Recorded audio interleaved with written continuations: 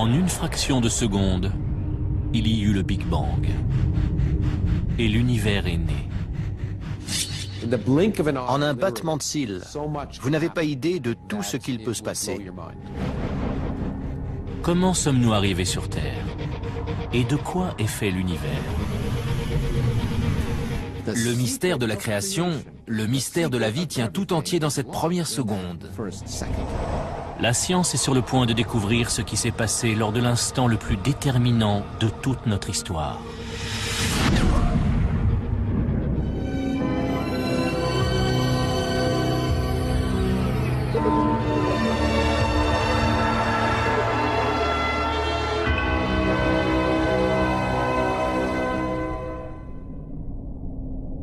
Au commencement, il n'y a rien. Pas de matière, pas d'énergie, ni même de vide, car l'espace n'existe pas. Le temps ne s'écoule pas, car il n'existe pas non plus. Soudain, venue de nulle part, surgit une boule de feu plus petite qu'un atome. Elle est 10 billions de fois plus chaude que le centre du Soleil. C'est l'explosion de ce point, plusieurs millions de fois plus petit qu'une tête d'épingle, qui va engendrer l'univers.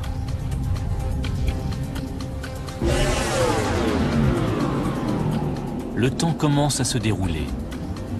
En l'espace d'une seconde, le cosmos tout entier se profile. Comment est-ce arrivé? C'est le plus grand mystère de tous les temps. Le professeur Lawrence Krauss a consacré toute sa carrière à étudier cette première seconde qui a suivi le Big Bang. Pour bien comprendre notre place dans l'univers, il nous faut revenir au tout début et à comment tout ça s'est formé.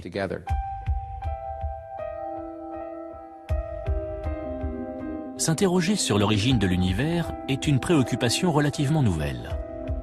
Car si la théorie du Big Bang est aujourd'hui largement acceptée, elle est née il y a seulement un siècle.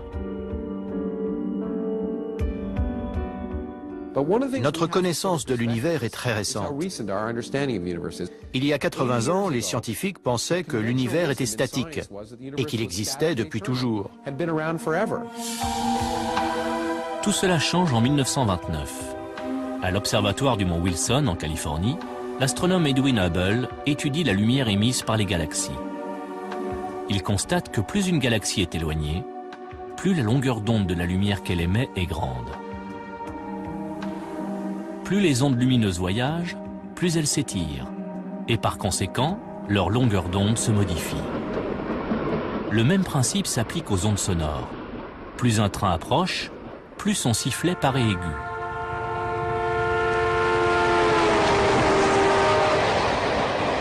Plus il s'éloigne, plus il devient grave. Plus le train est loin, plus la distance parcourue par les ondes sonores pour atteindre notre oreille augmente. Les ondes sonores s'étirent, ce qui donne un son plus grave. Quand une galaxie s'éloigne de nous, ces ondes lumineuses s'étirent, devenant plus longues et plus rouges. On parle alors d'un décalage spectral vers le rouge. Si on regarde le spectre visible, il y a le rouge à une extrémité et le bleu à l'autre. La radiation rouge a une grande longueur d'onde, tandis que la radiation bleue a une longueur d'onde courte. Et quand on observe l'univers, on voit les radiations des galaxies lointaines s'étirer et leur lumière devenir rouge.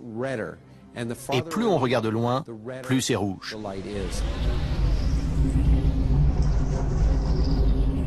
Les galaxies qui nous entourent présentent ce décalage spectral. Si on regarde un peu partout les galaxies lointaines, elles s'éloignent toutes de nous. Presque toutes les galaxies s'éloignent à la vitesse d'1,6 million de kilomètres à l'heure. Or, si ces galaxies s'éloignent les unes des autres, il y a forcément eu un moment où elles étaient regroupées. L'univers se dilate à partir d'un point unique. C'est la première preuve que l'univers a eu un commencement.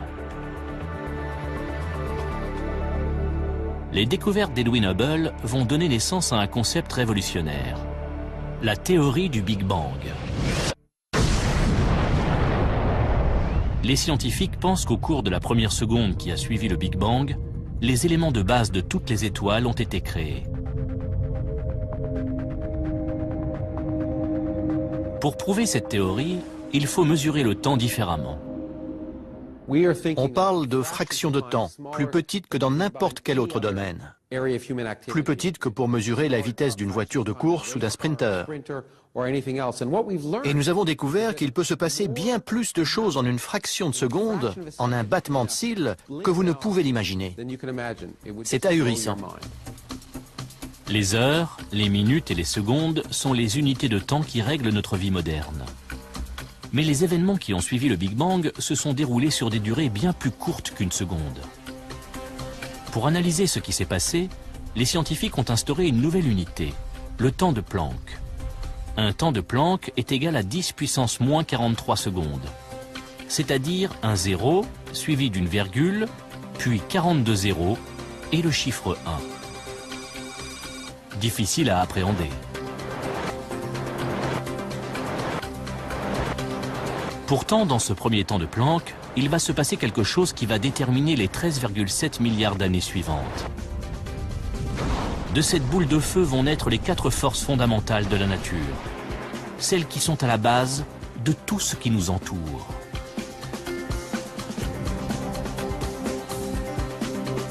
La gravité est à l'origine de la formation des étoiles et des planètes. Elle influence la Lune et les marées et nous fait garder les pieds sur Terre. La force électromagnétique nous permet de nous éclairer, de connecter nos téléphones et d'utiliser nos ordinateurs. Et les 2 forces nucléaires, la forte et la faible, servent à la cohésion des particules qui constituent notre corps et alimentent la fournaise du Soleil. Nous sommes sur Terre parce que dans la seconde qui a suivi le Big Bang, ces 4 forces ont été créées. Sans elles, l'univers ne serait qu'un amas informe de radiation. Sans ces forces, il ne se passerait rien. Il n'y aurait pas de télé, pas de sport, pas d'amour, de haine, de tragédie humaine. Toutes ces choses qui font le sel de la vie.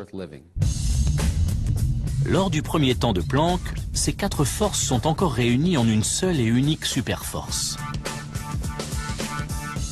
La gravité et les forces nucléaires et les forces électromagnétiques ne sont pas encore divisées. Le physicien Michio Kaku étudie la façon dont elles ont pris leur indépendance. Moi, je vois ça comme un cristal. Un superbe cristal symétrique dans lequel toutes les forces sont réunies dans leur élégante simplicité au commencement des temps. Lorsque l'horloge cosmique avance d'un temps de Planck, l'univers, qui n'est encore qu'une minuscule boule de feu, se dilate brutalement. Les 4 forces commencent à se séparer, comme si on refroidissait brusquement un cristal chauffé à blanc. Des fissures apparaissent. Il se brise en 4. Le premier morceau qui se détache est la gravité. Ensuite, les forces nucléaires se séparent. Et finalement, la superforce se transforme en fragments de pierres précieuses. Ces 4 fragments sont toujours à l'œuvre. La gravité garde la Terre en orbite. Les 2 forces nucléaires font briller le Soleil. Et le rayonnement électromagnétique donne la lumière qui baigne notre planète.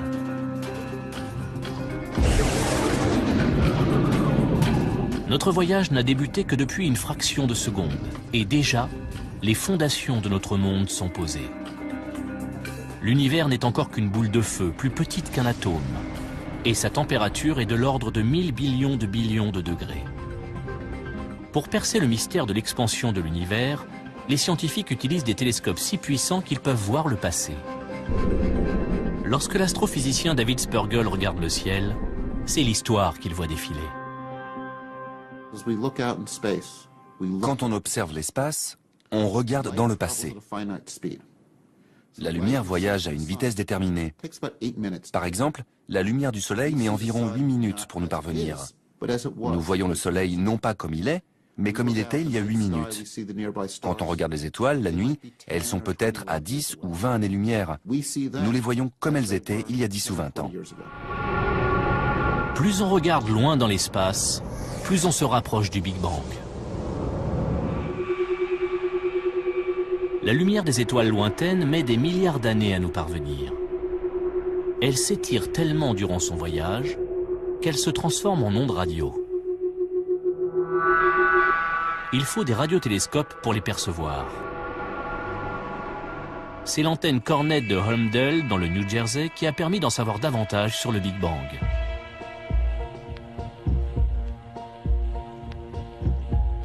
Dans les années 60, dans les laboratoires de la compagnie de téléphone Bell, Arno Penzias et Robert Wilson mesurent les ondes radio émises par des nuages de gaz dans la Voie lactée. Mais l'antenne Cornette qu'ils utilisent capte des interférences. Voici ce qu'ils entendent. Et ça vient de toutes les directions. Partout où ils regardaient, ils entendaient ce même bruit de fond. Ça n'était pas logique. Ils ont d'abord cru à un défaut de l'antenne. Ils l'ont nettoyée, enlevé les fientes de pigeons qui pouvaient créer des interférences. Ils ont recalibré l'antenne, ils ont tout vérifié minutieusement. Mais le bruit de fond est toujours perceptible. Penzias et Wilson décident de se concentrer sur sa provenance. Ils ont découvert que ce rayonnement ne provenait pas de la Terre, ni de notre galaxie. Ça venait de l'espace lointain, c'était partout. Le rayonnement que perçoit leur antenne est plus ancien et plus lointain que tout ce qui a été capté jusqu'alors. Par un heureux hasard, ils rencontrent des scientifiques de l'université de Princeton qui sont à la recherche des traces du Big Bang. Ils comprennent alors que ce qu'ils entendent est un écho venu de la nuit des temps.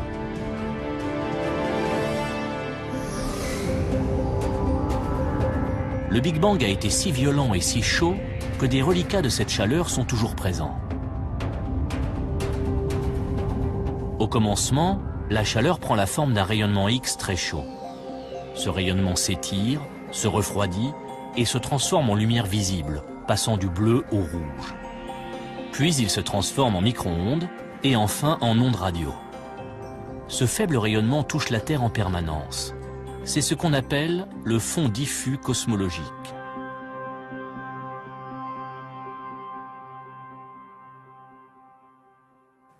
Le fond diffus cosmologique est l'écho de la création, les braises, les dernières lueurs de l'onde de choc originelle qui a donné naissance à l'univers.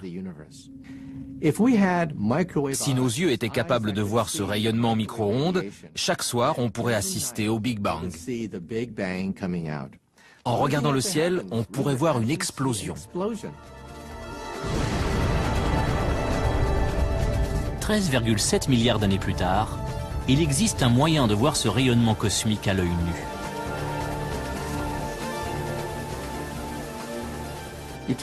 Sur votre télévision, quand vous changez de chaîne, un petit pourcentage de l'électricité statique que vous voyez est un rayonnement du Big Bang.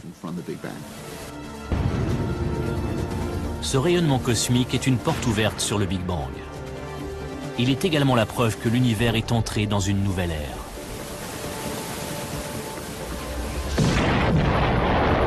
Moins d'un billionième de seconde après le Big Bang, le rayonnement cosmique est la clé qui permet de découvrir ce qui se passe ensuite.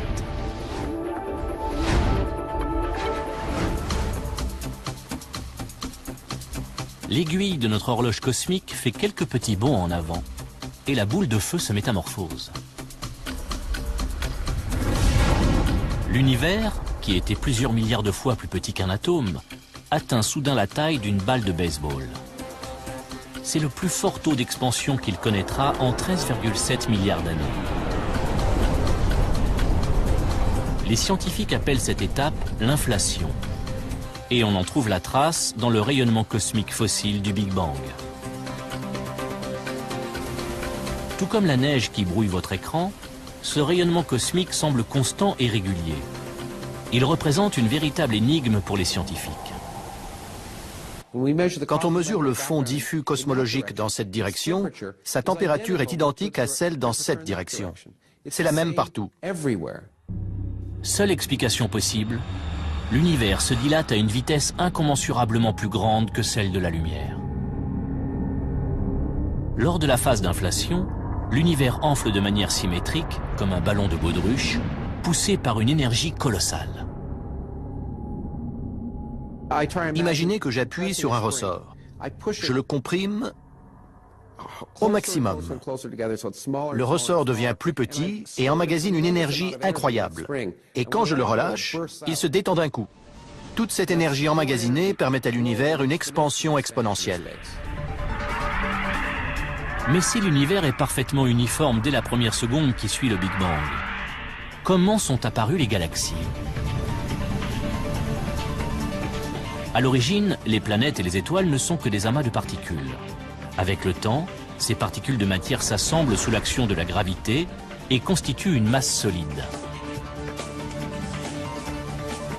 La Terre n'était au départ qu'un amas de particules qui se sont agrégées sous les effets de la friction et de la gravité.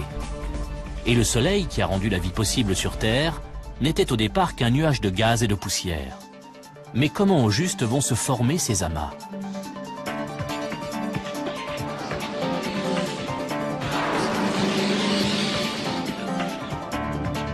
Pour tenter de comprendre la formation des étoiles et des planètes, les scientifiques de la NASA, comme David Spergel, ont développé la sonde WMAP, un satellite chargé de mesurer précisément les fluctuations de température du rayonnement cosmologique.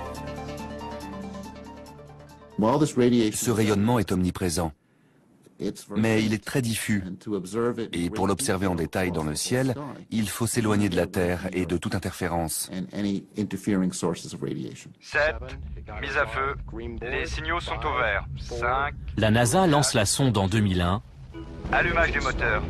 Et décollage de Delta 2 et de la sonde WMAP, partie explorer le passé et le futur de notre univers. dans l'espoir qu'elle fournisse un instantané précis de l'univers dans sa première seconde. Le lancement a été un grand moment, très intense. L'avoir décollée et constater qu'elle fonctionnait. La sonde est en orbite à 1,5 million de kilomètres de la Terre. Elle est tellement sensible qu'elle peut mesurer la température du rayonnement cosmique à 1 millionième de degré près. Pendant 5 ans, WMAP va analyser le ciel dans ses moindres détails. Elle est en orbite, avec la Terre et le Soleil derrière elle, dirigée vers l'espace. Le satellite tourne très rapidement. La sonde couvre un tiers de la voûte céleste toutes les heures et dresse une cartographie du rayonnement fossile. La sonde suit la Terre dans son orbite autour du Soleil et enregistre les températures de la voûte céleste. Elle génère ensuite des cartes détaillées comme celle-ci. On y observe un phénomène étonnant. Les taches rouges et bleues dans la voûte céleste représentent de minuscules variations de température. Les petites zones bleues sont des zones où il fait quelques dizaines de millièmes de degrés plus froid. Et dans les zones rouges, il fait un peu plus chaud. On constate donc de minuscules variations de température dans le ciel. La sonde nous montre l'univers tel qu'il était il y a plus de 13 milliards d'années. L'univers continue de se dilater. Et ces minuscules variations vont se transformer en amas de particules qui vont grandir sous l'effet de la gravité et devenir suffisamment denses pour donner naissance à des étoiles et des galaxies. C'est le rêve de tous ceux qui embrassent une carrière scientifique. Voir des choses que personne n'avait jamais vues. Apprendre des choses passionnantes sur des questions fondamentales comme de quoi est fait l'univers? Que s'est-il passé au tout début? Voici une carte de l'univers dans la seconde qui a suivi le Big Bang. L'ébauche du cosmos que nous connaissons aujourd'hui. Lorsque les images du fond diffus cosmologique sont arrivées, la presse a titré « Le visage de Dieu ». Soyons réalistes, ce n'est pas le visage de Dieu, c'est en fait la photo d'un bébé, d'un univers balbutiant. Et donc la découverte du fond diffus cosmologique est vraiment l'une des découvertes scientifiques les plus importantes de tous les temps.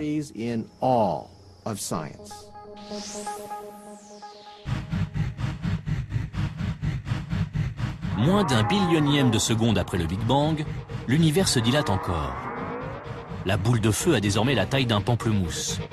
L'univers grouille d'énergie et de radiation. Mais, à mesure qu'il se dilate et se refroidit, quelque chose de nouveau voit le jour.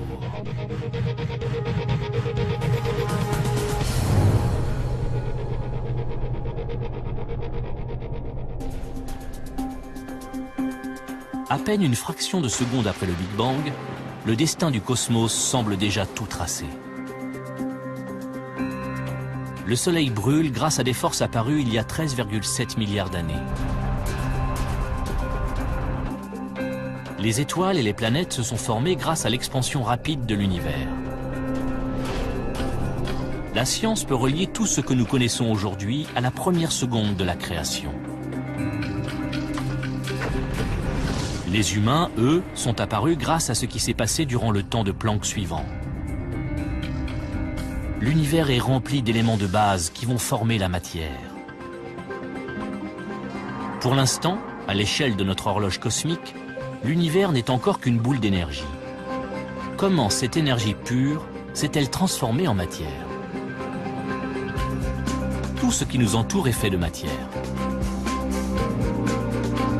La chaise sur laquelle vous êtes assis, l'air que vous respirez, la planète tout entière, et la matière est constituée d'atomes. Dans la seconde qui s'écoule après le Big Bang, les ingrédients des atomes sont créés. Mais comment est apparue la matière? La question est longtemps restée sans réponse, jusqu'en 1905, année où Albert Einstein formule sa fameuse équation E égale mc2. L'équation d'Einstein signifie que l'énergie E et la masse m sont deux formes différentes de la même chose. La matière et l'énergie sont interchangeables. Cette équation a par la suite été utilisée pour créer l'arme la plus dévastatrice de l'histoire, la bombe atomique. Celle-ci nous a donné un indice sur ce qui s'est passé lors de cette première seconde. Lors d'une explosion atomique, des particules de matière éclatent et libèrent une énergie phénoménale. Lors du Big Bang, c'est exactement l'inverse qui se produit. Une quantité énorme d'énergie se transforme en matière. Grâce à l'équation d'Einstein, on peut donc tirer la conclusion suivante. À mesure que l'univers se dilate et se refroidit, l'énergie pure du Big Bang se transforme en particules de matière. Matière dont nous sommes constitués. Notre odyssée n'a commencé que depuis quelques fractions de seconde. Les premières particules de matière apparaissent. L'univers est 1 million de fois plus brûlant que le centre du Soleil. Encore bien trop chaud pour que ces particules fusionnent. Les scientifiques se retrouvent aujourd'hui face à une énigme. À quoi ressemblait ce premier état de la matière? Et comment s'est-elle transformée en protons et neutrons qui forment tous les atomes de l'univers? Ça ne pouvait pas être des atomes. C'est comme si on mettait un glaçon dans un sauna, il fondrait immédiatement. On ne peut pas avoir de glaçon dans un sauna. Voici la démonstration en images. Lorsque l'eau est suffisamment refroidie, elle devient solide. Chauffée, elle se transforme en liquide. Et si on chauffe cette eau, elle se change en gaz, en vapeur d'eau. Si on surchauffe un gaz, l'énergie dégagée fait éclater les atomes. Dans la première seconde, l'univers est tellement chaud que seuls les éléments de base des atomes peuvent y survivre. Si vous traversiez les premières secondes de l'univers, vous seriez désintégré. Vous seriez réduit en miettes et même les débris, les noyaux atomiques de votre corps se diviseraient en particules subatomiques. Il ne resterait rien de votre corps.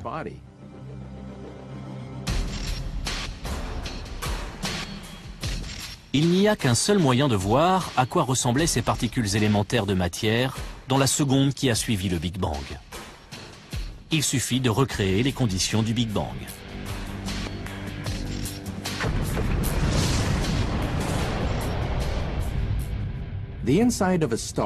La température au cœur d'une étoile se mesure en dizaines de millions de degrés. Mais le Big Bang se mesure en billions de degrés. Donc, le seul moyen de simuler l'instant de la naissance de l'univers, c'est avec un accélérateur de particules. En faisant entrer des protons en collision, on peut atteindre des températures qu'on n'a pas connues depuis la naissance de l'univers. L'accélérateur de particules est donc le seul gadget qui permette de simuler la genèse.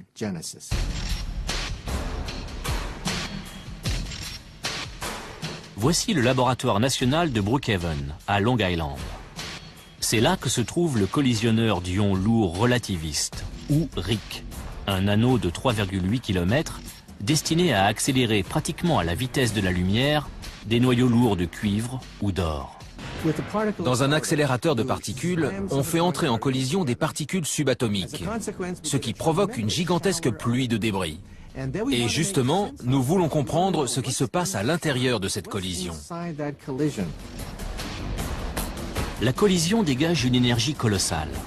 À moindre échelle, elle reproduit la naissance de l'univers dans la première seconde. Comment? En arrachant aux noyaux atomiques les protons et les neutrons dont ils sont constitués. Cette énergie est même suffisante pour faire exploser les neutrons et les protons. Cela libère les constituants élémentaires de la matière, de minuscules particules appelées quarks. Mais ils sont tellement petits et se déplacent tellement vite qu'ils sont difficiles à observer. Si les scientifiques arrivent à comprendre comment se comportent les quarks, ils résoudront le mystère de la matière. Leur découverte pourrait révolutionner la médecine et relancer le programme spatial. Le projet RIC est initié en l'an 2000. La collision de noyaux provoquant une explosion désordonnée de particules, les experts savent qu'il faudra attendre 5 ans avant que le RIC ne donne ses premiers résultats. Quand en 2005 les premières données tombent, c'est l'étonnement général. On s'attendait à découvrir un gaz en faisant entrer en collision des atomes d'or. Et on a été très surpris de découvrir qu'il ne s'agissait pas du tout d'un gaz. Ça ressemblait plus à un liquide. On a été vraiment surpris. Maintenant, si on veut envisager la naissance de l'univers, il va falloir oublier cette idée d'un gaz de particules subatomiques. Aujourd'hui, on sait que c'est plus comme un liquide, comme une soupe. Lorsque la matière apparaît pour la première fois dans l'univers, les quarks sont tellement denses et chargés d'énergie que l'univers entier ressemble à un liquide. L'univers est passé d'une boule de feu à une soupe de quarks en un clin d'œil. Un liquide chaud, dense et mouvementé. Il grouille de minuscules particules en constante interaction. Tandis que notre horloge cosmique affiche le millionième de seconde, l'univers continue de se dilater et de se refroidir. Il passe de la taille d'un pamplemousse à celle de notre système solaire. L'énergie pure s'est transformée en matière. Or, on sait que sans la matière, nous ne serions pas là. C'est d'ailleurs ce qui a bien failli nous arriver. Car au cours de cette première seconde, une menace plane sur la matière. Une guerre terrible se prépare.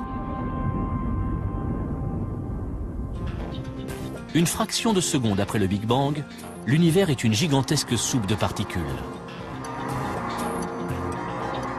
Mais ces minuscules particules de matière vont devoir se battre pour survivre.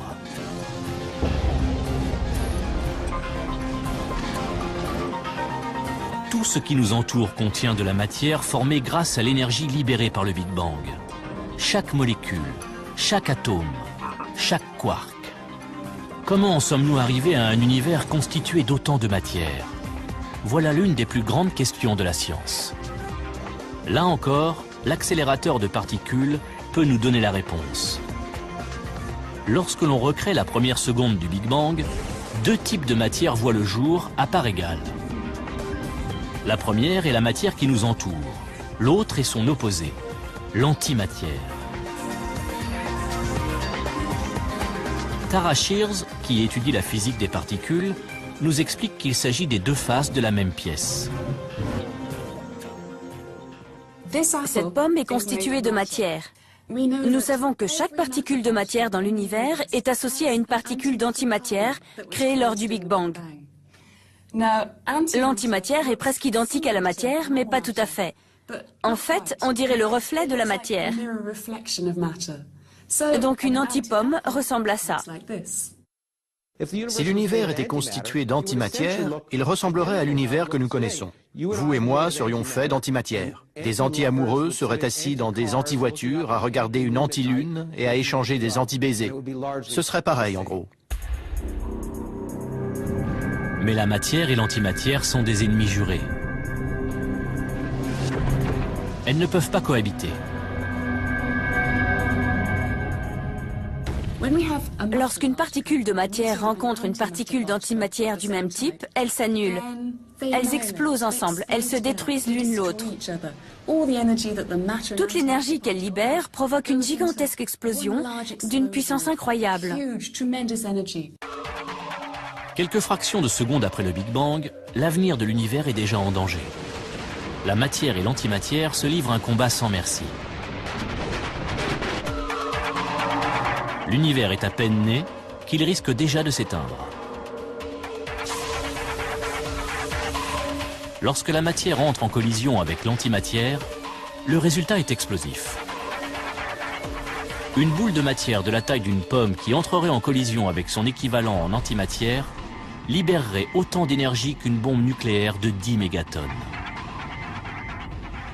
Si on pouvait revenir au tout début de l'univers, juste après le Big Bang, on se retrouverait au milieu d'un véritable bouillonnement de matière et d'antimatière se détruisant l'une l'autre.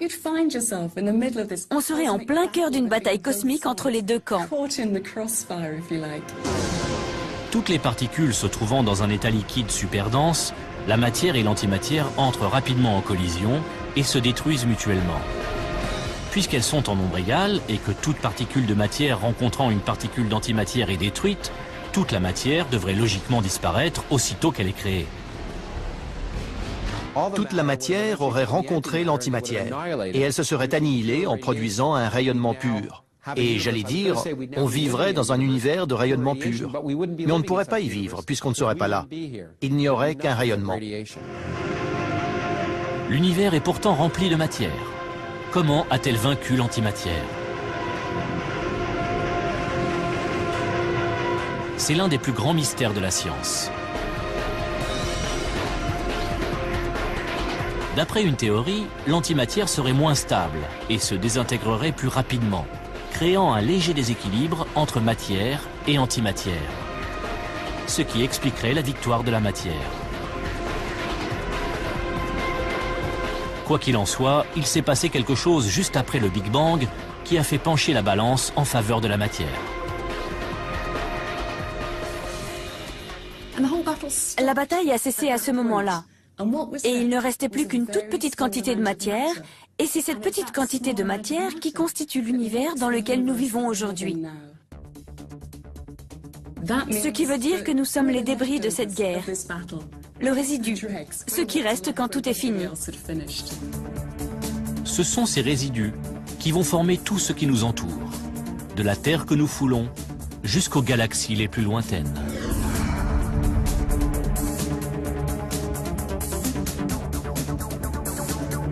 Lorsque notre horloge cosmique arrive à la fin de la première seconde, la superforce originelle s'est séparée en 4 forces distinctes.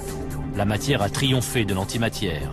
Et grâce aux infimes variations de température qui vont se répercuter dans l'univers, la gravitation va créer, au cours des milliards d'années à venir, des amas de matière qui formeront les galaxies.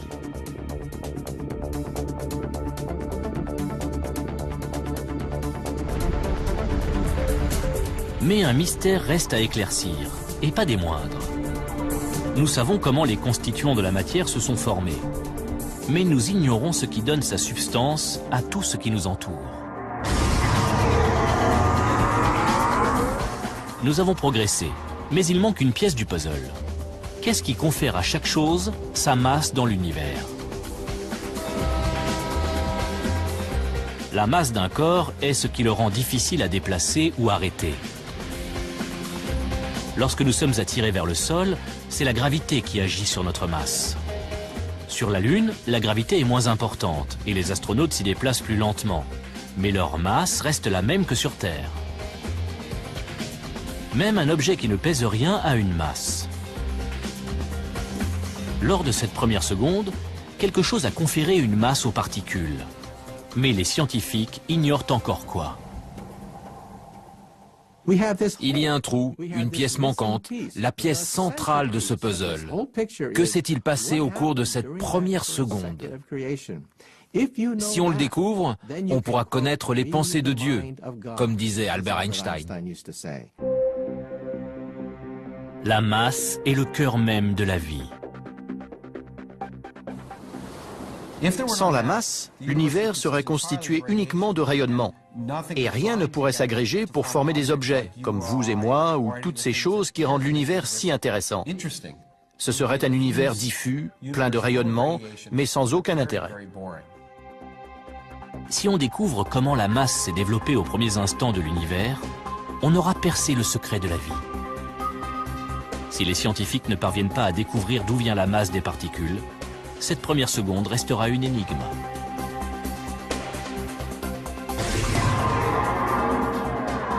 Notre périple est presque terminé. Et pourtant, il nous manque toujours une information cruciale. Cette question a intrigué les scientifiques pendant des décennies. Puis, en 1964, à l'université d'Édimbourg, le physicien Peter Higgs a proposé une théorie révolutionnaire.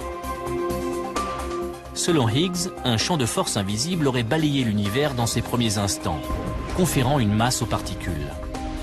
C'est ce qu'on appelle le champ de Higgs. Lorsque les particules entrent en contact avec ce champ, elles acquièrent une masse. Imaginons que je suis en voiture et que je tombe en panne d'essence. Si je la pousse, je vais réussir à la faire avancer. Mais si elle roule dans de la boue, elle va me sembler plus lourde. Je ne vais plus y arriver. Eh bien, on pense que c'est un peu pour les mêmes raisons que les particules ont une masse. Il y a ce qu'on appelle le champ de Higgs, et les particules interagissent plus ou moins avec ce champ. Les particules qui interagissent le moins sont plus faciles à pousser et se comportent donc comme si elles étaient plus légères. Les particules qui interagissent le plus sont difficiles à déplacer et se comportent comme si elles étaient plus lourdes. Comme la boue, le champ de Higgs colle à tout ce qu'il touche. Lorsque des particules pénètrent dans le champ, elles acquièrent une masse. Plus elles interagissent avec le champ, plus leur masse est importante. Les scientifiques pensent que le champ de Higgs a pour vecteur une particule spéciale. La presse l'a baptisée la particule de Dieu. Les scientifiques l'appellent le boson de Higgs. L'identification de cette particule pourrait nous aider à comprendre le mystère de la création. La théorie tient la route, mais aucun accélérateur de particules n'a jamais été assez puissant pour trouver le boson de Higgs. Jusqu'à aujourd'hui.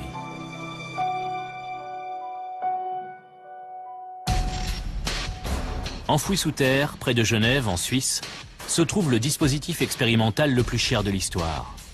Le Grand Collisionneur de Hadron, ou LHC. C'est le plus grand accélérateur de particules au monde, et notre meilleur atout dans la traque au boson de Higgs. Nous voulons voir si la particule de Higgs existe réellement. Et c'est pour ça qu'il faut construire ces accélérateurs gigantesques, pour voir si nous pouvons comprendre le mécanisme responsable de l'existence de tout ce que nous considérons comme dense et lourd dans l'univers. Le LHC a coûté près de 3 milliards d'euros. Sa construction a duré 14 ans et a nécessité la collaboration de 7000 scientifiques. Il a été inauguré en 2008. À une moindre échelle, il recréera les conditions qu'a connues l'univers il y a 13,7 milliards d'années. Une explosion tellement puissante qu'elle fera écho au Big Bang lui-même.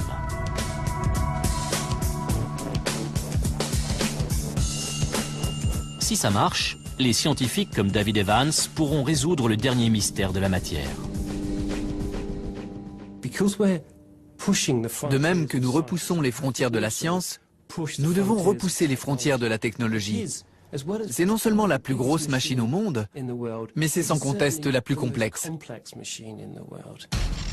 Enterré à environ 100 mètres sous terre, l'accélérateur forme un anneau de 26 km. À l'intérieur, 2 faisceaux de protons plus fins qu'un cheveu pourront être accélérés à une vitesse proche de celle de la lumière, plus de 299 000 km à la seconde. Le LHC fera se heurter les protons avec une énergie 7 fois plus grande que n'importe quel autre accélérateur. 300 billions de protons, répartis en 2 faisceaux cheminant en sens inverse, parcourront l'anneau et se percuteront au centre d'énormes détecteurs. Lawrence Krauss part inspecter l'un de ces détecteurs, de la taille d'un immeuble de 5 étages.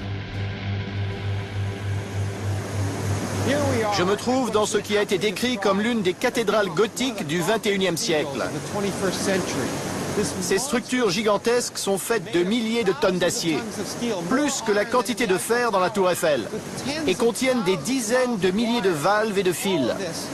Tout ça a été conçu par des milliers de physiciens de plusieurs centaines de nationalités et parlant des dizaines de langues différentes, au centième de millimètre près.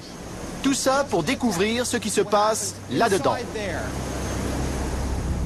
Le long de l'anneau du LHC sont répartis 4 détecteurs géants.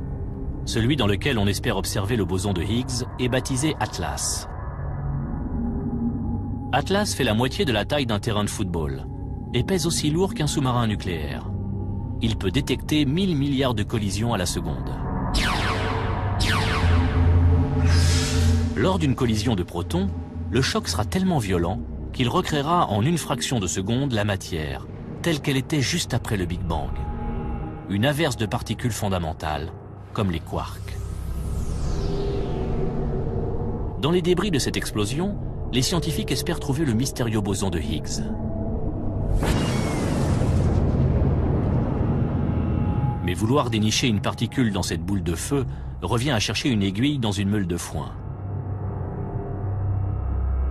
Le boson de Higgs est tellement minuscule et a une durée de vie si courte que le détecteur ne pourra pas l'observer directement. Mais les scientifiques espèrent détecter la trace qu'il laissera derrière lui grâce aux caméras les plus sophistiquées du monde. Dans le sillage d'un avion, on voit un gigantesque panache de fumée. Mais où est l'avion? On ne le voit jamais. Il est trop petit. C'est le même principe pour les détecteurs. Les détecteurs ne peuvent pas voir la particule, mais ils peuvent détecter la trace laissée par la particule subatomique. Et en étudiant cette trace, nous pouvons déterminer de quel genre de particule il s'agit et sa vitesse.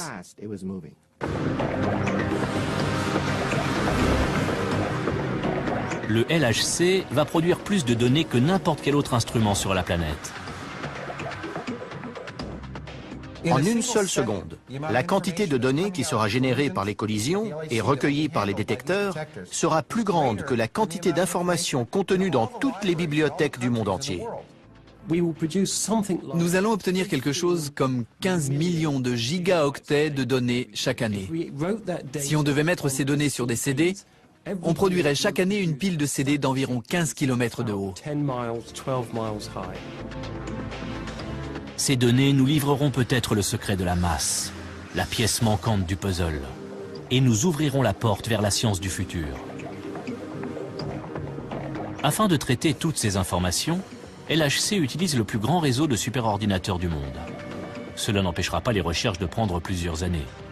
Mais l'attente en vaut la peine.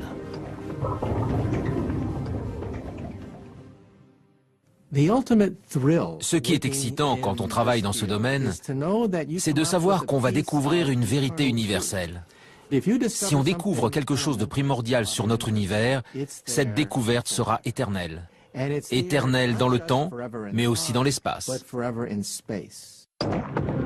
Cette expérience pourrait enfin nous révéler les vérités essentielles à la base même de notre existence.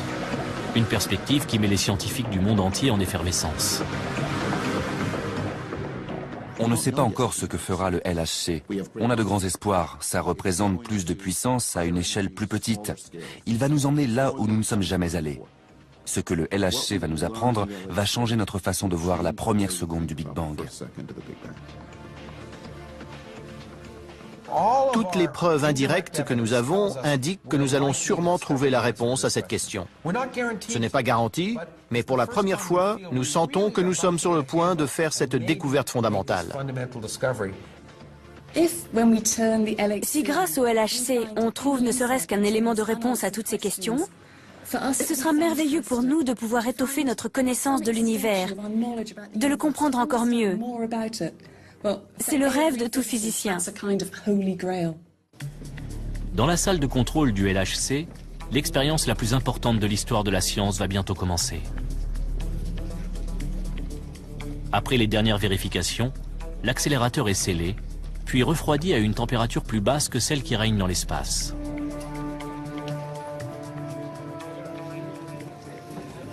Le LHC a été conçu, il a été construit, Et aujourd'hui, nous faisons les derniers tests avant de le mettre en route. Ce que vous voyez là, c'est où on en est des tests. Et les physiciens autour de nous observent ce qui se passe sur leur écran d'ordinateur. Le LHC pourrait lever le voile sur le plus grand mystère de la vie. Un peu comme si nous assistions au moment de la création.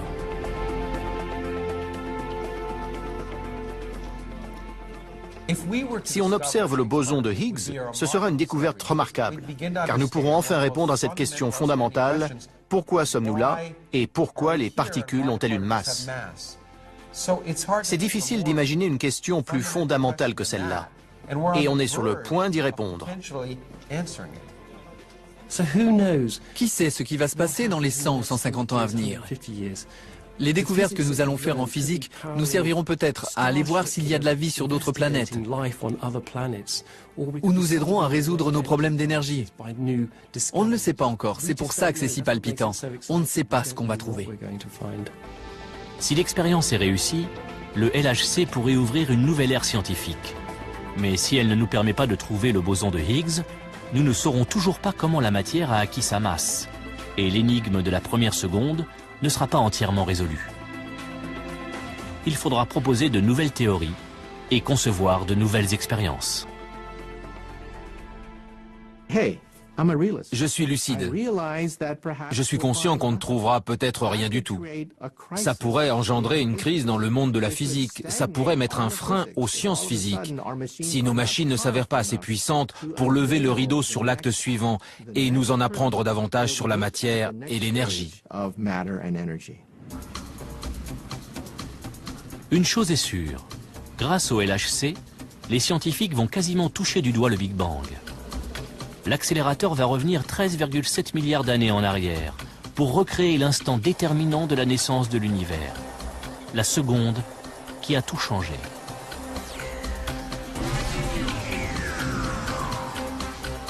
L'aiguille de notre horloge cosmique avance d'un temps de Planck supplémentaire. L'univers est maintenant vieux d'une seconde. Il fait environ 1000 fois la taille de notre système solaire et grouille de particules de matière.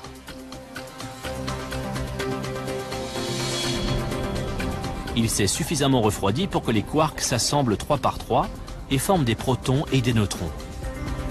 Dans la grande saga de l'univers, le premier chapitre de notre histoire vient de s'ouvrir.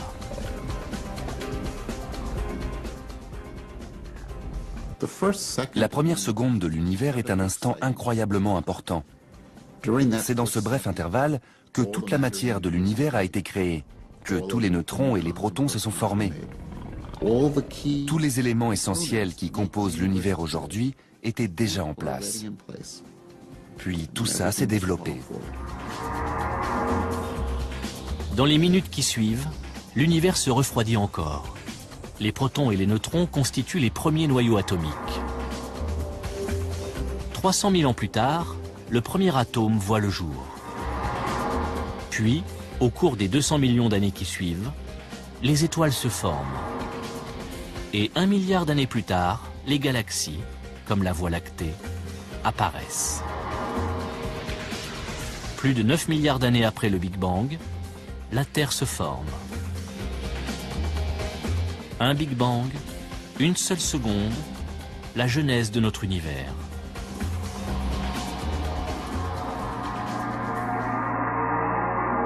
À la fin de cette première seconde, toute l'histoire cosmique est écrite, y compris l'avenir de l'univers.